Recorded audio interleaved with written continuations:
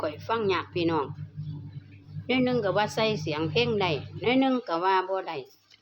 ผู้หนึงบอกมาก็ว่าอย่าไปใส่ผู้ออกมาผู้จังหนึงว่าใส่โลดบ่เป็นหยังดอกเขาให้ใส่ซุมื้อนี้เพิ่นว่าจั่งซี้ข้อยสิเอาความใดดีล่ะพี่น้องข้อยสมาคิดยากแท้จักสิใส่หรือจักสิบ่ใส่คันบ่ใส่ไปเต้นดิบๆมันก็บ่เป็นจังหวะให้เนาะพี่น้องมันก็บ่เข้าจังหวะเนาะ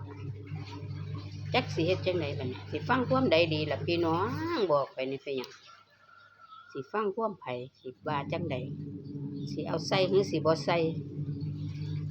ก็จะว่าเพลงหมู่ไหนบ่มีลิขสิทธิ์จะว่าเพลงใดมีลิขสิทธิ์ก็บ่ฮู้คือกันข้อยก็บ่ฟังเพลงจักเที่ยเด้พี่น้องวิทยุข้อยก็บ่ฟังมีเครื่องเสียงอยู่ข้อยก็บ่เปิดข้อยอยากไล่พะนะให้กำลังใจแหน่เด้อจ้า